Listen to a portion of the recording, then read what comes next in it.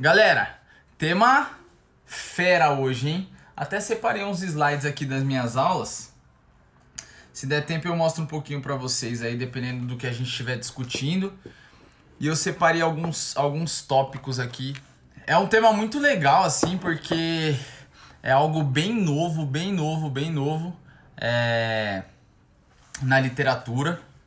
Algo que tem evoluído bastante na literatura e que eu acho que nos próximos anos aí tem cada vez mais força para evoluir, principalmente com relação aos critérios de definição de pacientes ou de atletas que vão se beneficiar dessa estratégia, entendeu? De tratamento.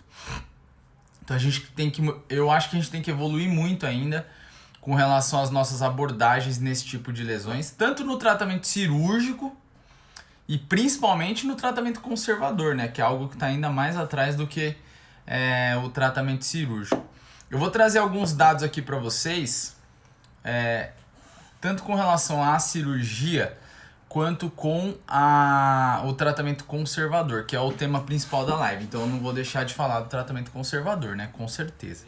E eu vou levantando alguns tópicos aqui que eu acho que são relevantes, que eu separei aqui para a gente discutir com relação a esse tema, beleza?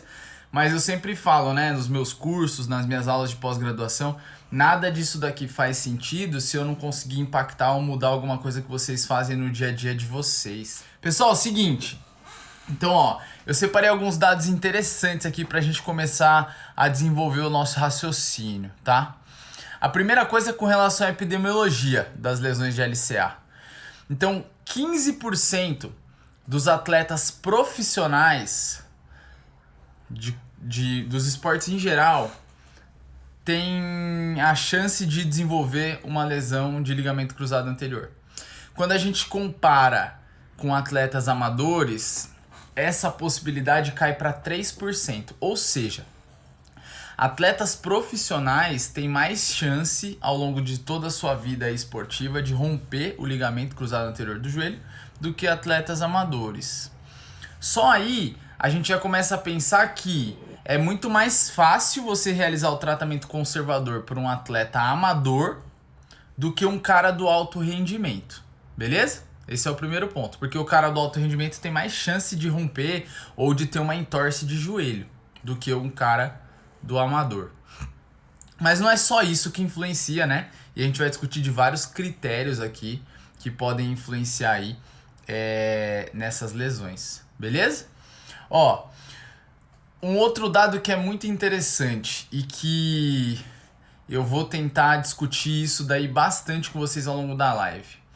Primeira coisa, 83% dos atletas retornam ao esporte após uma lesão de LCA, seja com cirurgia ou tratamento conservador. 83% das pessoas que rompem o cruzado retornam ao esporte, certo? Então, 17% aí já nem voltam ao esporte. Só que se a gente for ver, é uma taxa boa de retorno. 83% de pessoas que retornam ao esporte, porra, é uma taxa boa depois de uma lesão como essa, que o cara fica aí 6 meses, no mínimo, né, reabilitando e tal. Só que, onde que tá a nossa principal falha? A gente é muito bom em fazer os caras voltarem, mas a gente é muito ruim ainda em fazer os caras voltarem no mesmo nível que eles tinham antes. Então, só em torno de 35% dos atletas que realizam a cirurgia de reconstrução do LCA não retornam ao seu nível pré-lesão.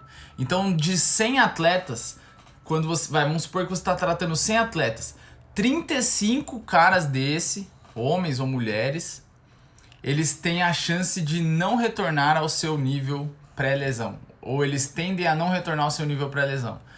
E aí aqueles casos, né, que falam, nossa, depois que aquele cara machucou o joelho, ele nunca mais foi o mesmo. Inclusive, desses 35%, o próprio atleta, ele culpa a lesão. Ele fala assim, puta, depois que eu rompi lá o meu ligamento, eu nunca mais fui o mesmo. Eu nunca tive tanta confiança para ir para cima num jogo, eu nunca tive tanta confiança para desempenhar as minhas funções. O próprio atleta, 50% dos atletas, né, metade desses caras aí que não chegam ao seu nível normal de performance, eles culpam a própria lesão. E a maioria desses caras, eles têm um medo gigantesco de relesionar. Seja o joelho que ele rompeu ou o joelho contralateral. Isso eu não tô falando só no futebol aí, que é a minha realidade, né? Mas em outros esportes também. Então, seja no pós-operatório, depois da cirurgia, ou no tratamento conservador, a gente lida com isso daí o tempo todo. O medo da relesão e um fantasma na reabilitação e na equipe de desenvolvimento atlético, né? No pessoal da preparação atlética, que é o retorno à performance. Não adianta você fazer o cara voltar ao esporte só. O mais difícil é você fazer ele voltar ao mesmo nível que ele tinha antes dele se machucar, né? E eu vou levantar alguns pontos com relação a isso aqui com vocês dentro da nossa live, mas mais voltado para o tratamento conservador. E até o final da live, então ó, fica aí até o final, eu vou levantar um ponto aqui do porquê que eu acho que a gente ainda é muito bom em fazer com que os caras voltem ao esporte, devolver eles ao esporte, mas a gente é muito ruim em devolver esses caras no nível que eles participavam das competições antes de se lesionar. Então eu vou tentar levantar uma hipótese aqui com vocês do que a gente precisa melhorar para conseguir alcançar esses níveis de performance ideais. Beleza? Fechado? E uma outra coisa, ainda falando sobre a epidemiologia da lesão. Nós ainda somos muito ruins em prevenir lesão de LCA.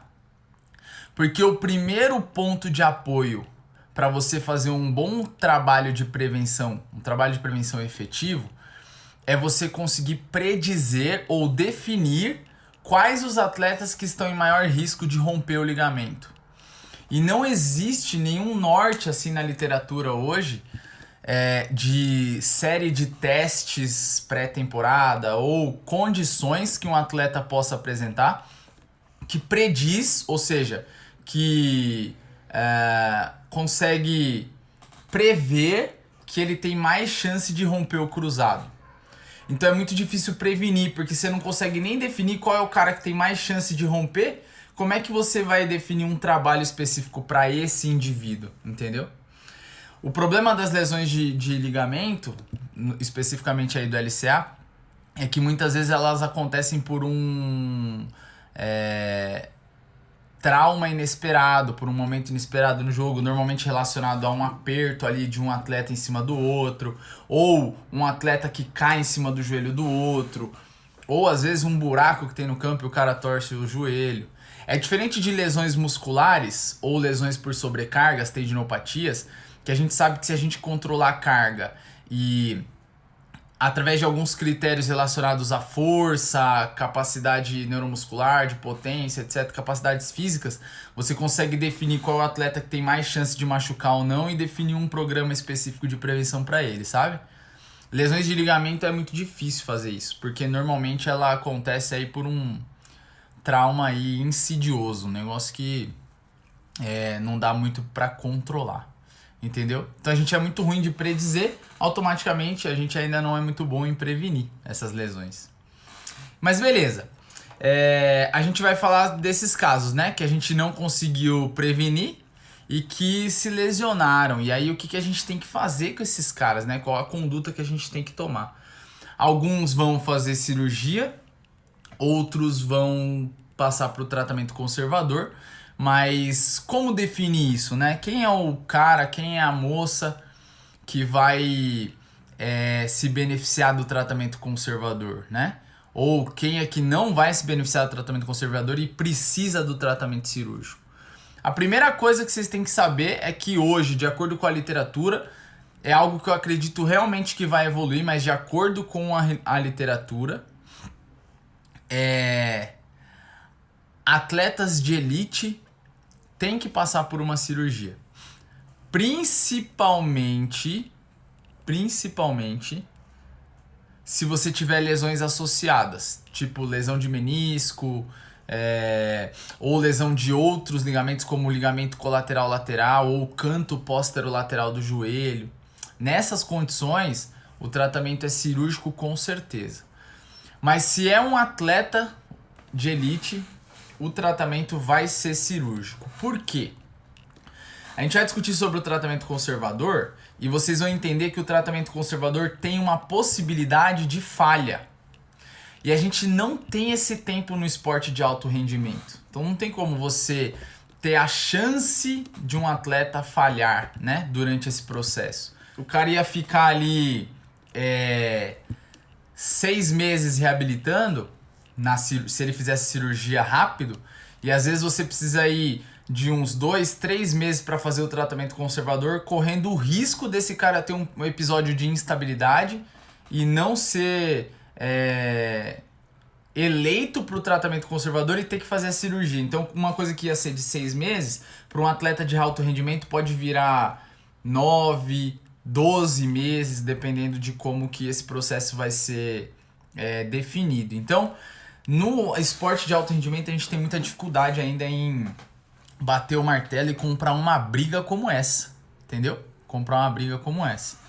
Então, esporte de alto rendimento, cirurgia, não tem muita discussão, mas eu acredito que com critérios mais objetivos, que a literatura tende a evoluir, a gente vai conseguir buscar o tratamento conservador em alguns subgrupos de atletas de alto rendimento, principalmente atletas que estão expostos a esportes onde você não tenha muito pivô, você não tenha muito pivoteio, rotação sobre o membro inferior, tipo tênis, corrida, ciclismo, entendeu? Nesses esportes, mesmo em alto rendimento, é mais possível o tratamento conservador do que outros esportes como basquete, futebol, que você tem muito pivô, muito salto. Então, o último consenso aí, né, que definiu qual que é o manejo dessas condições, ele define isso, que para esportes com muito pivô, em atletas de elite, o tratamento é cirúrgico, não importa qual a condição, entendeu? E é o seguinte, então atletas de elite, cirurgia, apesar de eu achar que a literatura vai evoluir bastante, mas se nós formos comparar o que a gente tem na literatura hoje, que é muito pobre, eu entendo, é muito pobre, não tem quase nada aí na literatura que comprovou a efetividade do tratamento cirúrgico e conservador.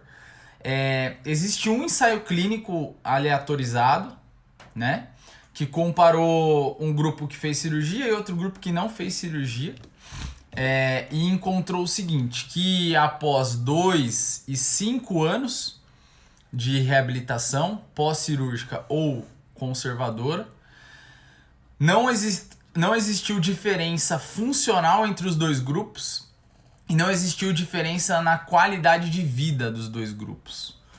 Ou seja, em desfechos que são centrados nas funções do paciente, a diferença entre as duas intervenções é mínima. Só que é um trabalho, né? Por isso que eu falo para vocês que a literatura ainda precisa evoluir muito. Não tem como a gente pautar as nossas condutas e comprar uma briga tão grande como essa, pautada em cima de um ensaio clínico aleatorizado, entendeu? Então tem muita coisa para evoluir ainda. E quando a gente observa o retorno às atividades ao mesmo nível com que eles praticavam antes, tanto no grupo conservador quanto no grupo de tratamento cirúrgico, a gente não encontra diferença. Então o cara que operou, ele não tem mais chance de retornar ao esporte no mesmo nível que ele jogava antes do que um cara que nunca operou, entendeu? Então não tem isso. Então não existe isso na literatura hoje. Então, não tem nenhum trabalho que falou assim, quem opera fica com melhor capacidade funcional, mais qualidade de vida e volta ao mesmo nível do esporte que ele tinha antes, mais do que quem não fez a cirurgia, quem fez o tratamento conservador. Então, ainda fica uma incógnita, né, na nossa cabeça. Pô, será que operar realmente é tudo isso, né? Fato, você, quando a cirurgia é realizada, você ajusta a estabilidade funcional, né, a estabilidade estrutural da articulação. Funcional não, estrutural da articulação. É fato que aquele joelho é mais estável, porque agora ele tem um ligamento coisa que ele não tinha antes depois de ter rompido. Então, quando o cara faz o conservador, não vai ter ligamento mais, ele não é tão estável quanto o do cara que fez a cirurgia. Só que ter estabilidade estrutural é diferente de ter uma estabilidade funcional. Então, são duas coisas totalmente diferentes. Estabilidade estrutural é o joelho firme, sem jogo ali nos testes ali especiais, Lachman, todos os testes de ligamento. E não necessariamente isso vai repercutir numa estabilidade funcional. Então, mesmo com um déficit estrutural, é possível você alcançar uma estabilidade funcional, certo? Então, o Theo perguntou aqui, ó, para atletas de elite, é melhor fazer a cirurgia logo de cara ou é mais viável fazer um pré-operatório? Então, eu acho sempre mais interessante fazer o pré-operatório, Theo, do que operar logo de cara. Porque o joelho tá inchado, normalmente depois da lesão, então é melhor deixar ele dar uma secada, ganhar força, recrutamento muscular e depois ir para a cirurgia. Isso daí você consegue em 1 semana, 2 semanas, dependendo de como o atleta evoluir. Então você não perde tanto tempo, entendeu? E tem alguns trabalhos que demonstram que um bom pré-operatório faz com que no pós-operatório o atleta evolua melhor do que quando ele opera logo de cara. Então acho que vale a pena perder aí 1 semaninha, 2 semaninhas, enquanto você consegue dar uma restaurada no joelho dele, sabe? E aí é o seguinte, galera. Quais são as taxas de retorno do tratamento conservador, né? Na literatura hoje, assim, pra gente bater de frente e falar, não, meu atleta aqui vai fazer tratamento conservador, não vai operar o LCA. Essas taxas são muito baixas ainda. Então, quando você pega esporte que não tem pivô, 30% dos atletas, eles estão... eles têm a capacidade de realizar o tratamento conservador e evoluir bem no tratamento conservador. Não é uma taxa tão baixa assim, mas mesmo assim é baixa. Só 30% dos atletas. Por exemplo, se você pegar 100 atletas de corrida, que é um esporte que não tem pivô, só 30 deles conseguem evoluir bem com o tratamento conservador. Os outros 70 têm que ir para a cirurgia porque continua com o episódio de instabilidade. Então percebam que o tratamento conservador não é para todo mundo, não é para todo atleta, não é para, seja ele amador ou profissional, não é para qualquer pessoa. E a gente precisa fazer isso com muito critério. Quando a gente parte para esportes com pivô, com pivoteio, tipo basquete, futebol, ao nível amador, só 22%. Então de 100 pessoas, 22 conseguem realizar o tratamento conservador. Percebe que a taxa começa a cair. E quando você vai para o esporte profissional com pivô, tipo um futebol profissional, basquete profissional, só 11% de 100 atletas, 11 atletas são passíveis aí do tratamento conservador. Então assim, percebam que não é para todo mundo, né, o tratamento conservador. E o mais importante, que a gente precisa definir critérios mais confiáveis na literatura e na nossa prática clínica para conseguir bater uma conduta dessa no peito e falar assim, não, meu atleta não vai operar, ele vai fazer o tratamento conservador e ele ter uma boa chance de evoluir, não precisar operar de novo e não perder tempo. Então, a gente precisa evoluir muito ainda, tá? Esse é o primeiro ponto. Mas o mais interessante é assim, que se a gente procurar na literatura, a gente não encontra grande diferença entre os desfechos do paciente quando ele faz a cirurgia e quando ele não faz. Então a cirurgia também não é a melhor coisa do mundo não, a gente precisa evoluir um monte na reabilitação do pós-operatório de LCA também. Não quer dizer que é porque o cara operou que vai dar tudo certo não. Se a gente não fizer um bom trabalho, a chance de dar merda é gigantesca. Lembra? Em torno de 35% desses caras que operaram não voltam ao mesmo nível que eles jogavam antes, que eles praticavam o esporte deles antes. Então a chance de dar erro é grande também. Quer dizer que a cirurgia é a melhor coisa do mundo? Não. Então a gente tem que evoluir nas duas pontas. O que eu queria discutir aqui com vocês? Vou discutir um pouco com vocês dos critérios para definir se o tratamento conservador é uma boa estratégia ou não e como discorrer no tratamento conservador, né? O que a gente tem que observar, quais são as condutas que a gente tem que tomar para que esse processo aí seja bem feito, tá? Mas antes disso, deixa eu ver aqui algumas perguntas de vocês. Vamos ver a pergunta do Gui aqui. Você tá querendo fazer consulta, molecote, na live, ao vivo? João, no caso de você romper o LCA e após 2 anos resolver fazer o tratamento, isso interfere de qual maneira? Então, eu conheço o Guilherme, né? O Guilherme rompeu o LCA, ele é um atleta amador, ele gosta de jogar futebol, mas hoje ele joga tênis, que é um esporte que não tem pivô. Então, o tratamento conservador é uma realidade para o Guilherme, se ele quiser ficar só jogando tênis?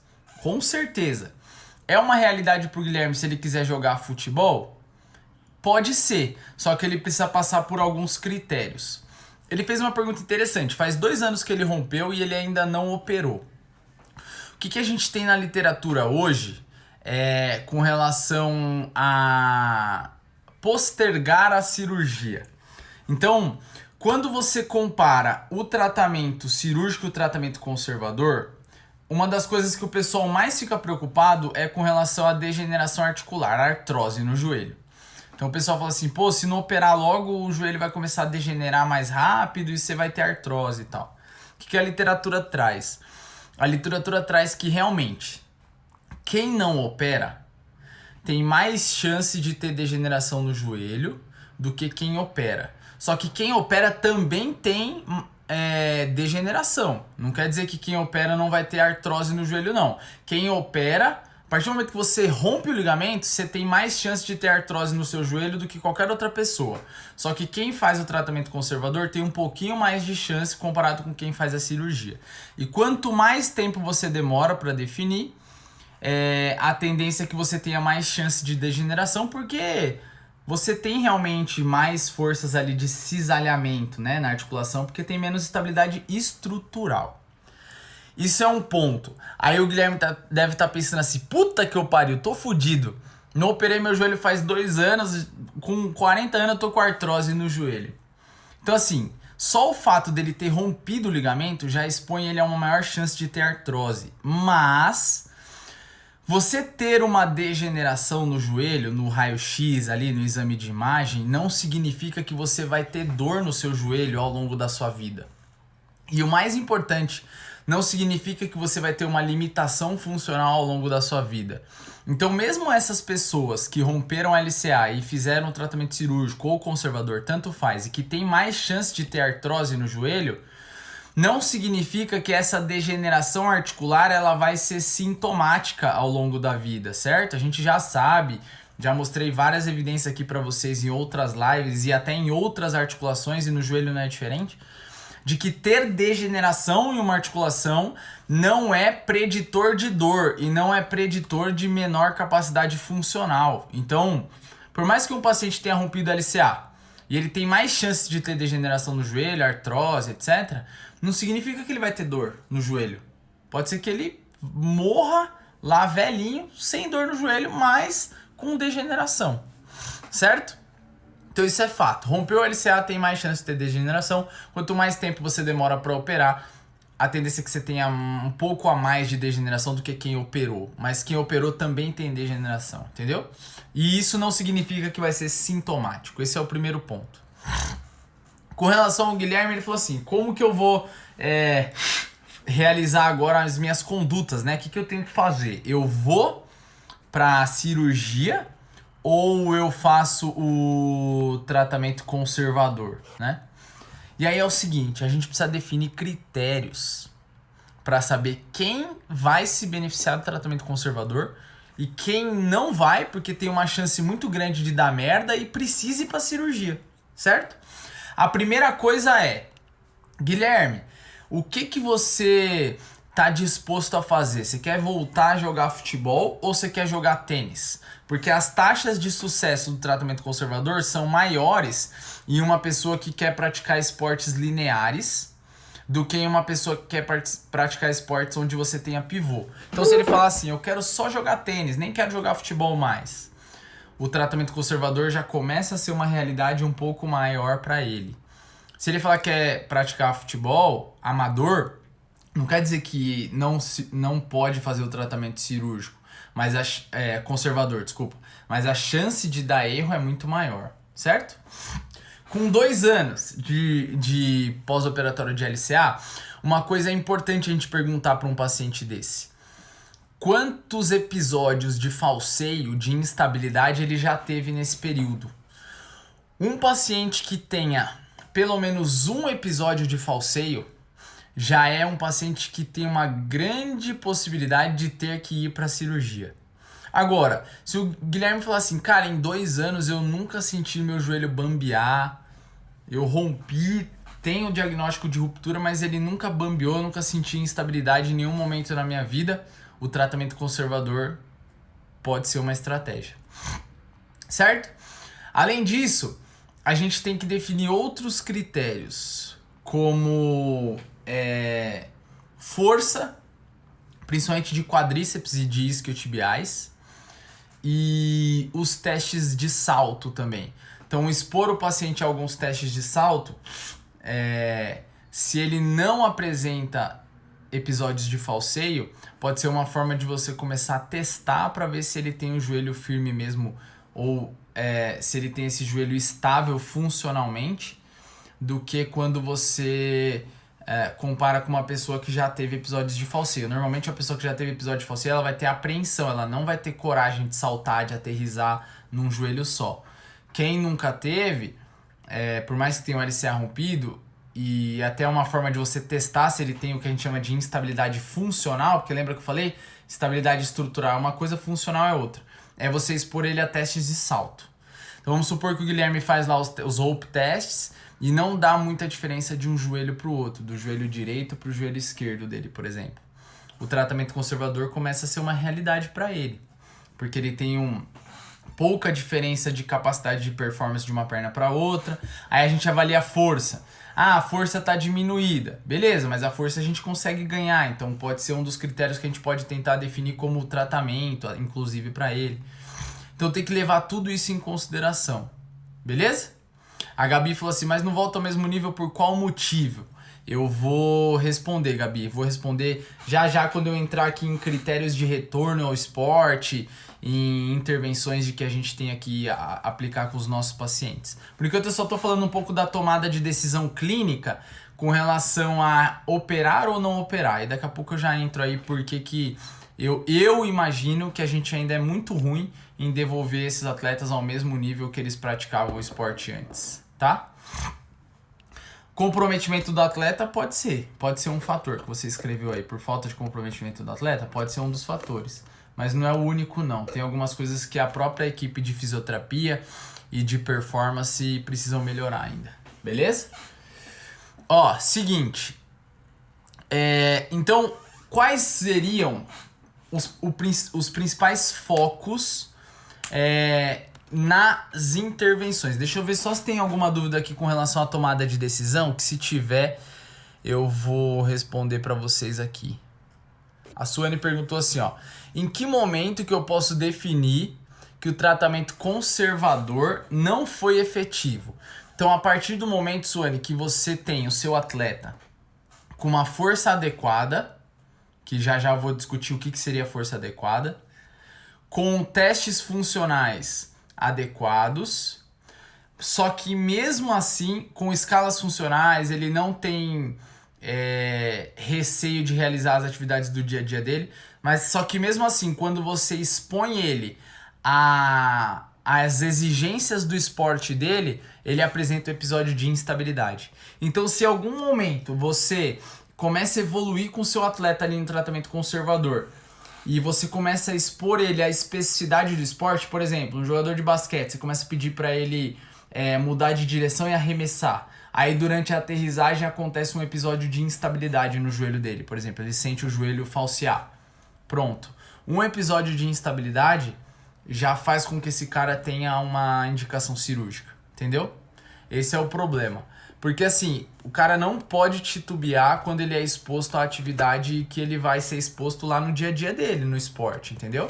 Se isso estiver acontecendo, a chance dele romper outra estrutura, a chance dele ter outra lesão é muito grande, porque ele já vai com aquele receio, né, de participar ali na competição. A Sônia perguntou assim, quem fez cirurgia tem a possibilidade de ter relesão? Tem. Principalmente se a gente não atingir os mesmos critérios de retorno ao esporte que eu vou discutir com vocês aqui para quem precisa realizar o tratamento conservador.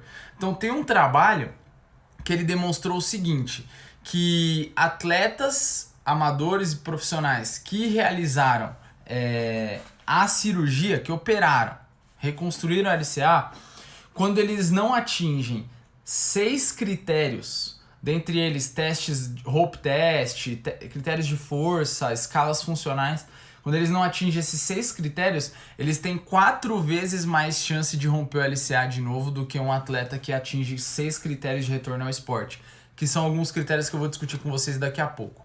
Então assim, mesmo quem faz a cirurgia tem chance de romper de novo, de arregaçar o joelho lá? Tem. Mas normalmente o que acontece é que a relesão ela é no lado contralateral. A probabilidade de romper o lado contralateral é maior do que o lado que foi reconstruído normalmente. A Suane fez uma pergunta boa aqui, ó. Se o paciente não aceita cirurgia, né, não quer fazer cirurgia, o trabalho de fortalecimento tem que ser constante? Eu diria que não só o fortalecimento, Suane, mas todas as condutas voltadas para controle motor, para exposição ao gesto esportivo, independente da modalidade que ele pratique, assim como aí a capacidade muscular, com certeza. O Davin perguntou assim, ó, uma musculatura e propriocepção muito boa, não dá para fazer o esporte normalmente sem LCA? Então esses são 2 critérios, Davin, que tem que ser bem respeitados, mas não é só isso que manda na tomada de decisão. Você precisa levar em consideração o esporte que o cara pratica, a capacidade que ele tem de suportar esse esporte, etc, tá? Então é o seguinte, galera, beleza. O que a gente faz para definir então o tratamento conservador? Primeira coisa, para você dar um tiro certo, se for um esporte que não tem pivô, a chance de você acertar é muito maior. Segunda coisa, se você estiver lidando com um atleta amador, a chance de dar certo também é muito maior. Atleta profissional, a chance de dar errado é muito grande e a gente não pode correr esse risco porque a gente não tem tempo. O cara tem que voltar o mais rápido possível e a gente não tem tempo de errar. Então é melhor operar logo de cara. Terceira coisa, além do esporte não ser de pivô, que tem mais chance de dar certo, esse cara não pode ter episódios de falseio após a lesão. Então ele lesionou e nunca ele sentiu o joelho dele ficar bambo, falsear descendo escada, saltando e por aí vai, certo? Depois que desinchou tudo, ele não pode ter episódio de falseio. E depois você precisa ter critérios bem definidos para fazer esse retorno às atividades esportivas, que a gente vai discutir daqui a pouco. Vamos discutir agora com relação ao tratamento, beleza? Então, o que eu fiz aqui, ó? Eu dividi o tratamento em 2 vertentes, que para mim são 2 vertentes muito importantes em um atleta. A primeira delas é o que a gente chama de hardware, né? Então, pra galera que é nerd aí, que curte computador, o que é o hardware do computador, né? É toda a capa de fora dele. Então, a placa de vídeo lá, a placa de memória, ou seja, toda a capacidade desse computador. No nosso caso, o que é o hardware, né, de um atleta? Músculo, mobilidade, estrutura física, se ele é gordo, se ele é magro, se ele se cuida, se ele dorme, se ele come bem, se ele é muito forte, se ele é adaptado para aquele esporte. Então a gente tem que levar em consideração o hardware.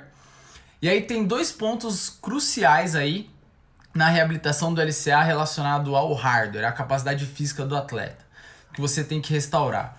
A primeira delas é mobilidade. Então assim, um atleta que rompe um ligamento, normalmente o joelho dele tende a inchar e ele perde um pouco de amplitude de flexão, mas eu não me preocuparia muito com a amplitude de flexão. O mais importante é você não perder extensão desse joelho. Então não tem porquê, não existe uma justificativa plausível do porquê o seu atleta perder a extensão do joelho. Ficar com o joelho em flexo, assim, ó. O joelho tem que ficar em extensão o tempo todo, certo? Você tem que estimular isso no atleta para que ele não perca a extensão do joelho. Um joelho que tem flexo, ou seja, que não estende totalmente, a tendência é que ao longo do tempo o quadríceps ele entre numa incapacidade funcional gigantesca, porque um atleta como esse, com flexo de joelho, ele não usa o mecanismo de screw home, de travamento final do joelho, né? Então, para a gente caminhar, a gente precisa travar o joelho lá no final, e quem faz isso é o quadríceps. Quando o joelho não faz extensão total, ele não trava, ele fica assim. E aí você não precisa de quadríceps para andar. Você anda basicamente com a panturrilha, com os isquiotibiais muito ativos. Então não perca a amplitude de extensão no joelho do seu atleta. Seja para ele fazer o tratamento conservador ou para ele evoluir muito bem no tratamento cirúrgico depois. Então, ó, mobilidade de extensão não tem por que perder. Fechado? Segundo ponto relacionado ao hardware, quadríceps, velho. Inibição artrogênica. Já ouviram falar em inibição artrogênica? Inibição muscular, né? Artrogênica. Artro, articulação. Gene, origem. Então é uma inibição muscular originária de uma lesão articular. Qualquer lesão numa articulação gera inibição na musculatura que atua sobre ela e até mesmo em músculos proximais ou distais a ela. Numa entorse de joelho, o mais comum é o quadríceps. O quadríceps morre. O quadríceps morre.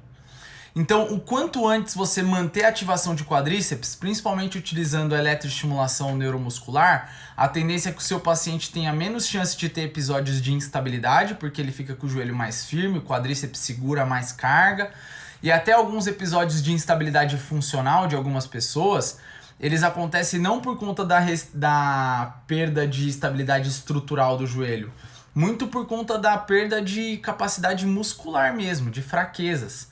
Então, eletroestimulação de quadríceps o quanto antes, restaurar a força de quadríceps o quanto antes é muito importante.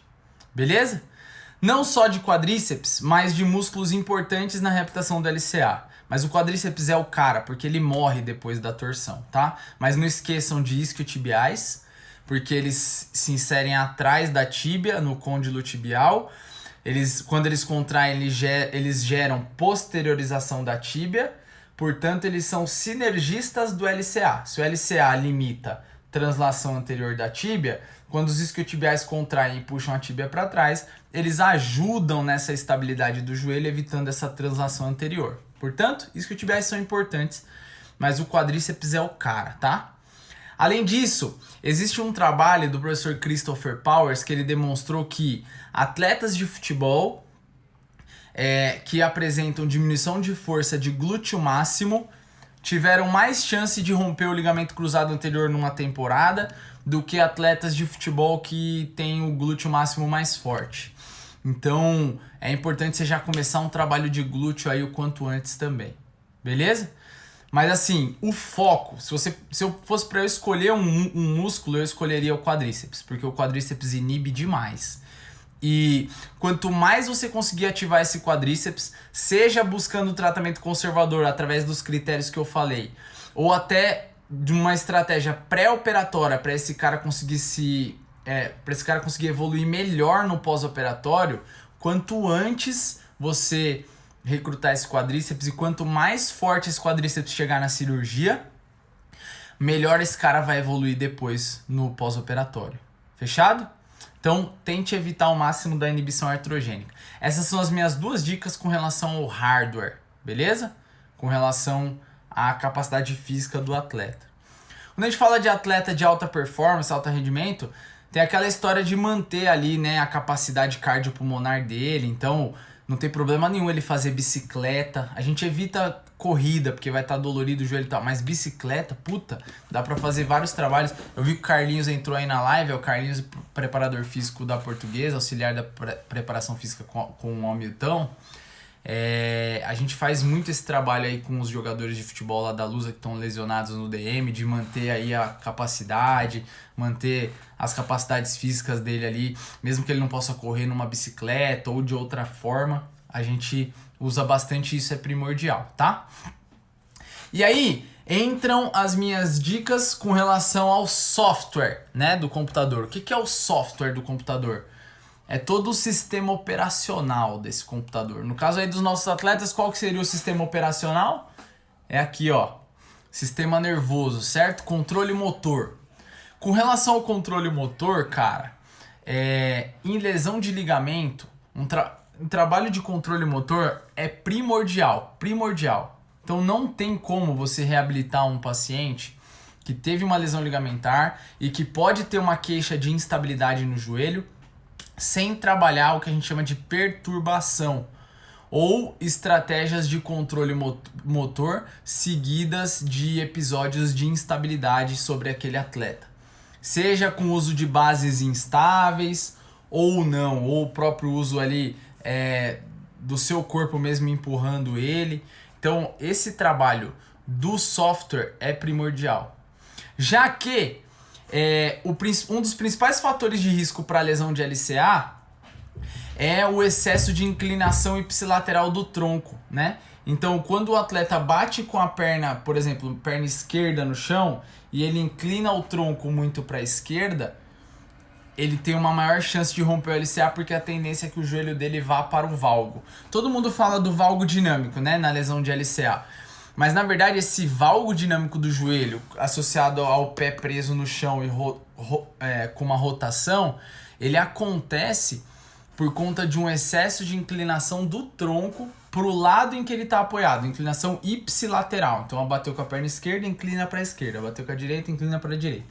Então, uma das coisas que eu mais cobro aí nos meus pacientes, quando ele está fazendo um trabalho unipodal, é que ele evite essa compensação ipsilateral do tronco, porque quando a gente pensa em lesões ligamentares, em entorses de joelho, esse é o principal fator de risco biomecânico, assim, do software, né, do controle motor ali, que está relacionado a essas entorses. Então, realizar trabalhos unipodais e observar se o seu atleta não está gerando compensação nesses trabalhos e tentar ajustar essas compensações durante os seus trabalhos ali de controle motor é muito importante, é primordial, eu diria.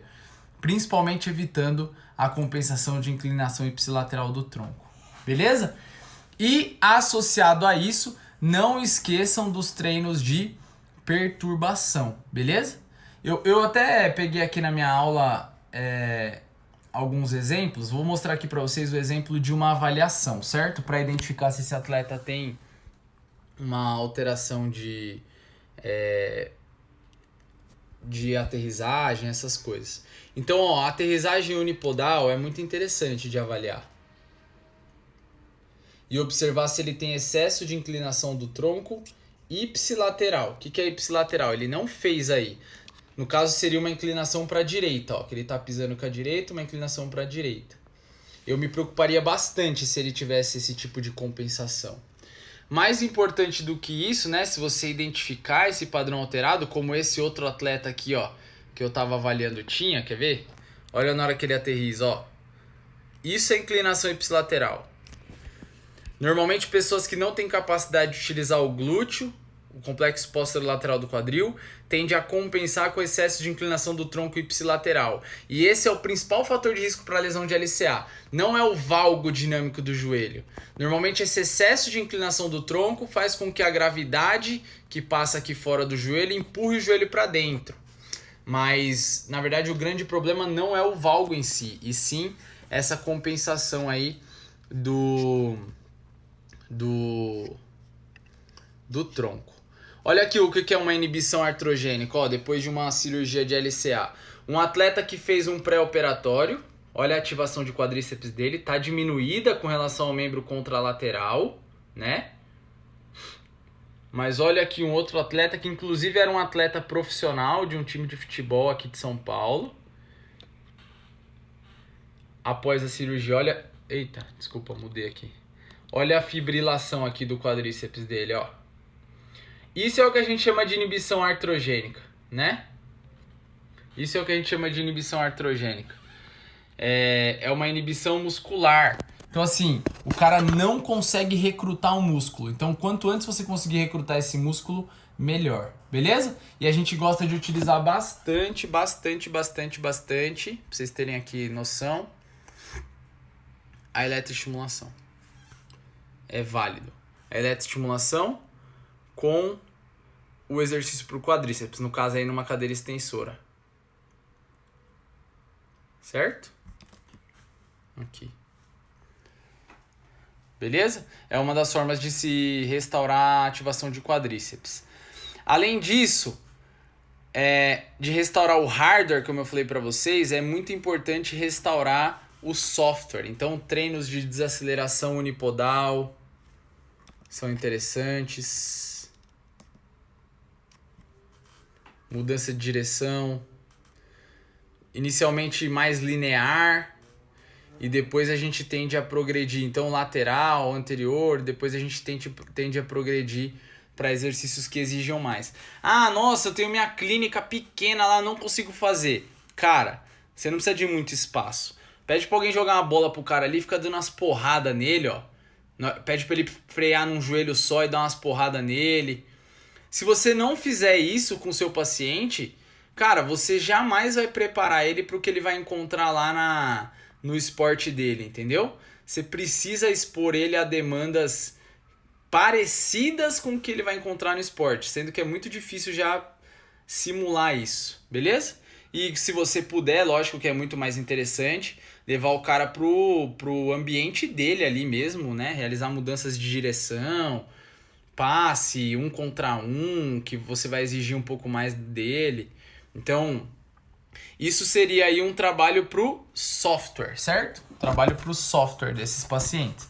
E isso é primordial, primordial. Controle motor e exercícios de perturbação. O que seria perturbação? Aquilo que eu fiz com o cara ali, dar porrada nele, empurrar ele em cima de um pé só, o joelho dele tem que segurar. Quando que você vai fazer isso? O cara rompeu o LCA, com 3 semanas você vai estar fazendo isso com ele? Não. Seja no tratamento conservador ou no tratamento cirúrgico, você precisa ter critérios para chegar nessas fases mais avançadas. Quais são esses critérios? Força muscular restaurada, ausência de dor e ausência de episódios de instabilidade em atividades mais simples, tipo um apoio unipodal numa cama elástica. Aí não adianta, o cara tem instabilidade na cama elástica ali no apoio unipodal, você vai botar ele no campo e você vai começar a mandar ele cabecear e você empurrar ele pra ele cair num pé só, vai dar merda, entendeu? Então você precisa ter critério de definição. Com relação aos critérios de retorno ao esporte, lembra, a gente é bom para fazer o cara voltar ao esporte, mas a gente não é bom para fazer esses caras voltarem ao mesmo nível que eles tinham antes. Alguma coisa a gente está falhando. Primeira delas, a gente precisa desenvolver a confiança do atleta. Como que você perde medo de pular de paraquedas? Você tem que pular de paraquedas. Como que você perde o medo de pular de bungee jump e ir na montanha-russa? Você vai ter que ir na montanha-russa, vai ter que pular de bungee jump. Como é que um atleta vai perder o medo de saltar numa perna só, aterrissar numa perna só, mudar de direção numa perna só? Ele vai ter que fazer isso. Só que você precisa expor ele a essas demandas quando você tiver certeza que ele suporta, certo? Então, uma das coisas que a gente mais falha nesse processo de reabilitação, que eu falei pra vocês que eu ia falar aqui, é que a gente não expõe os nossos atletas a tudo que eles precisam ser expostos para que eles não sintam instabilidade ou medo, receio, insegurança quando eles voltam a treinar com um grupo ou voltam a competir no esporte dele, que seja um esporte individual, certo?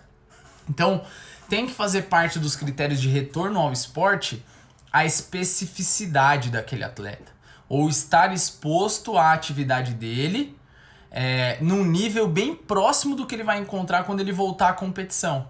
Então fazer com que o cara volte a jogar bola, fazer com que o cara volte a correr, é fácil. O mais difícil é você fazer ele voltar a correr no nível que ele fazia antes, com segurança, com capacidade, sem medo, né? Então assim, quais são os critérios, principalmente aqueles 6 critérios que eu falei pra vocês que um atleta em reabilitação de LCA precisa ter? Porque se ele não tiver, tem 4 vezes mais chance dele romper o joelho de novo. Dele romper o ligamento de novo, né, no caso. Então, primeira coisa, rope tests. Normalmente a gente utiliza entre 2 ou 3 testes de rope. Pode utilizar o rope tradicional, que é o salto unipodal, compara uma perna com a outra. Pode utilizar o twist rope test, que é um rope test novo, eu gosto pra caramba, que o cara fica de lado e ele tem que saltar e cair de frente. Não sei se vocês conseguiram entender, é que eu não tenho foto aqui pra mostrar, nem vídeo. Mas ele fica de lado, com uma perna só, ele salta e cai de frente com a mesma perna. Compara uma perna com a outra. E o triplo rope test, que ele tem que dar 3 saltos em progressão com bastante aceleração, tem que frear lá no final. É um teste interessante. Avaliação de força de quadríceps, de isquiotibiais e a relação de força entre eles, aquela relação agonista-antagonista, sabe? É muito interessante. Escalas funcionais, principalmente escalas funcionais que tenham alguma avaliação psicológica sobre esses atletas. Psicológicas o quê? Ver se ele é doido, ver se ele é depressivo? Não. Psicológica com relação o receio que ele tem de se movimentar ou de realizar o esporte dele de novo, para avaliar a confiança dele, certo? Existe uma escala validada para o português, que é só para ligamento cruzado anterior do joelho, é RSI chama, certo? É CSI. O que acontece? Além das escalas funcionais, o atleta precisa estar exposto ao treino específico dele, sem queixa de falseio ou de apreensão. E ele precisa ter uma carga acumulada desse processo de treinamento. Não dá pra você colocar o cara lá, por exemplo, no futebol, um dia no campo e achar que ele tá pronto para treinar lá com os parceiros dele. Então, esse processo de retorno ao esporte, ele é longo. Então, ele começa treinando sem contato, fazendo coringa, depois ele começa a entrar em trabalhos que tenha um pouco mais de contato próximo, mas ainda os amigos, os colegas dele não podem dar muita pancada nele, não pode chegar nele. Depois ele começa a ser exposto a algumas atividades onde você tenha menos contato, mas ele já pode ter um nível de competitividade maior. E aí, aos poucos, você vai liberando esse atleta de acordo com os critérios dele. Uma coisa que eu acho que a gente falha muito em critério de retorno. Usa rope test e compara a perna direita com a perna esquerda. Avalia a força de quadríceps, compara a perna que rompeu com a perna boa. Avalia a força de isquiotibiais, compara a perna que rompeu com a perna boa. Esse é o primeiro ponto para você errar. E todos os trabalhos na literatura falam isso. Inclusive esse que eu falei para vocês aí dos 6 critérios, eles falam assim, compara a perna que rompeu com a outra perna. Mas esse é o primeiro ponto que vocês erraram. Vou até beber um cappuccino. Sabe por quê? E todo mundo faz isso. Sabe por quê? Porque é o seguinte, a maioria dos atletas não consegue manter a outra perna no nível que eles tinham antes. Então, quando você compara uma perna com a outra, para o cara voltar ao esporte, pode até ser um critério interessante para ele retornar ao esporte, mas não é um critério legal para retorno à performance. A gente erra aí de novo. Então, você ter um rope test equivalente nas duas pernas não quer dizer que é bom. Se o meu atleta saltou isso aqui com uma perna e saltou isso aqui com a outra, isso é bom? Saltou 1 centímetro com a direita, 1 centímetro com a esquerda. Qual a diferença? 0% de diferença. Tá equilibrado. Mas tá bom? Não, tá horrível. Então, antes de comparar uma perna com a outra, você tem que ter certeza que a outra perna tá boa. Então, antes de comparar uma perna com a outra, você tem que ter certeza que a outra perna que você está comparando, que é a sadia, né? Ela tá boa, certo? Além disso, na avaliação de força é a mesma coisa. Vê a diferença da perna direita para a perna esquerda. Tá bom, e se o quadríceps da perna boa tá podre? Tá horrível? Você vai achar que seu atleta tá voando, porque tá equilibrado os dois. Só que os dois estão aqui, ó, lá embaixo. Então, assim, antes de comparar uma perna com a outra, você tem que definir se a outra perna tá boa. Como que a gente define se uma perna tá boa? Com valores de normalidade dentro dos testes. Então, por exemplo, no rope test, qual é o valor de normalidade, qual é o valor de alcance ideal para um jogador de futebol que não rompeu o LCA? Um jogador de futebol saudável, que está em atividade, que está jogando bem, está voando. Por exemplo, no meu caso, eu consigo ter esses valores perante ao meu grupo, porque eu avalio todos eles no início da temporada. Então eu tenho o que cada um deles fez, e eu posso criar uma média do grupo e observar se o meu atleta está muito longe disso ou não. Ou até mesmo comparar ele com ele mesmo. Se algum dos atletas aí, vou até bater na madeira, rompeu o LCA na fase final de reabilitação dele, eu posso comparar com o valor que ele tinha quando ele estava em atividade. Aí eu sei se ele tá bom ou ele tá ruim, porque eu comparo com o valor que ele tinha quando ele tava em alta performance. Aí eu vou buscar esse valor, certo? Avaliação de força é a mesma coisa. Se você não tem a avaliação do seu atleta ou do seu paciente que você conheceu ontem na clínica, tenta procurar valores de normalidade na literatura para a idade dele, o nível de atividade física e o sexo. Uma pessoa parecida com ele, quanto que deveria gerar de força para praticar aquele determinado esporte? Para alguns esportes já existe isso na literatura, para outros vocês não vão encontrar mesmo. Mas já é uma forma de você errar menos. Ah, não achei de jeito nenhum valor de normalidade, eu vou ter que comparar uma perna com a outra. Beleza, aí você compara uma perna com a outra. Você tem que ter a consciência que você pode estar errando muito, mas se você não tem nenhum outro valor para comparar, pelo menos é um valor objetivo. Só que tem que ser a última coisa que a gente tem que fazer. E normalmente é a primeira, que todo mundo fala, compara uma perna com a outra. Ah, tá equilibrada, a perna direita com a esquerda, beleza, tá bem pra caramba o cara. Aí você vai ver o quadríceps do cara gera nada de força e o outro quadríceps que tava ruim, que rompeu o LCA, gera nadinha. Entendeu? Então assim, esses critérios precisam melhorar muito. Por isso que a gente devolve o cara, mas às vezes o cara não consegue performar bem. Porque os critérios que a gente usa, às vezes eles são falhos. E a gente acha que a gente tá fazendo a última bolacha do pacote porque tá avaliando o cara como critério de retorno ao esporte. Beleza? Então, ó, eu falei pra vocês que eu ia dar dicas aí do porquê que eu acho que a gente tá falhando. E são algumas delas. Critérios de retorno muito superficial ainda. E intervenções muito superficiais também. A gente não expõe o nosso atleta à demanda que ele vai encontrar lá no campo. Aí na hora que ele chega no campo, ele não tem capacidade de suportar a demanda lá do campo. Porque a gente não treinou isso ainda. Beleza? Muito bom, muito bom. Vamos ver aqui, tem algumas perguntas aqui de vocês. Vamos ver aqui, ó. Se o cara fez cirurgia hoje, eu posso começar o trabalho de ganho de flexão no mesmo dia? Pode, Mateusão, sem problema nenhum. Você só tem que tomar um pouquinho de cuidado se ele fizer sutura de menisco junto com o LCA. Aí a gente vai ganhar flexão só até 90 graus durante aí umas 4 semanas. Tá? E ele fica com descarga de peso parcial também. Mas se não fez, se foi só LCA, pode ganhar o quanto que você quiser. Normalmente eu tento chegar a 90 graus na primeira semana e progredir 10 graus por semana. Fechado? O André fez uma pergunta importante. Qual o critério para liberar esse atleta, né, essa pessoa ou esse paciente para dirigir? Essa é uma dúvida comum na clínica. Parece que não, mas é comum. Os critérios são o seguinte. Primeiro, o cara tem um carro automático, operou o lado esquerdo, ele pode dirigir no primeiro dia já, né? Vai mexer só o pé direito ali. Mas normalmente libera para dirigir, principalmente quem tem carro manual, tudo, quando ele já tá com um bom controle de quadríceps, quando ele já tá sem muleta.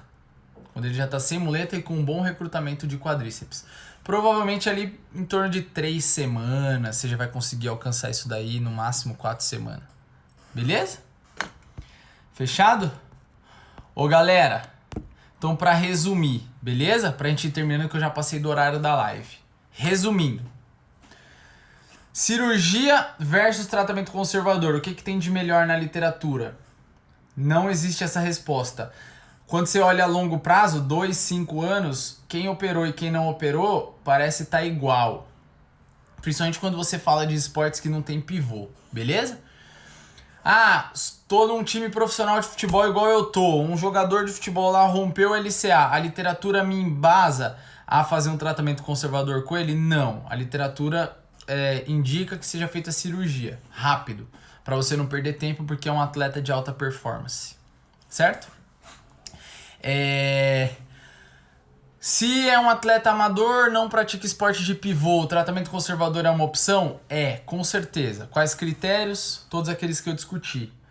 O que eu tenho que trabalhar na reabilitação? Tudo o que eu falei para vocês. O Bruno perguntou aqui, ó, superfícies instáveis, você utiliza? Para lesão ligamentar, cara, é coisa linda, velho. Porque você gera perturbação. Perturbação é muito eficiente no tratamento de lesão ligamentar. E no ganho de confiança do atleta. Então, é muito válido, beleza? Trote no LCA, tem alguma restrição? Então, no pós-operatório, a gente só libera o atleta para trotar quando ele estiver conseguindo saltar numa perna só. A corrida nada mais é do que saltos de uma perna para outra, de uma perna para outra, de uma perna para outra. Então, você só vai liberar o seu atleta para correr depois que ele estiver conseguindo saltar numa perna só, porque a corrida é o tempo todo você tá saltando de uma perna para outra em apoio unipodal. Então ele tem que conseguir fazer isso, beleza? Certo? Esse é o critério que eu uso para liberar o atleta para correr ou não. Ele consegue saltar numa perna só? Consegue. Então ele vai conseguir fazer uma corrida eficiente. Fechado, Gui? Pessoal, fechado? Qualquer dúvida manda para mim no direct. E aí se for uma dúvida top, da hora, eu respondo no meu feed com vídeo, tá? Ô Lima, não é depois do rope test não, um salto vertical assim, ó. Salto num pé só pra cima, normal, vertical, tá? Beleza? A Verusca falou que tá dando print, fazer um...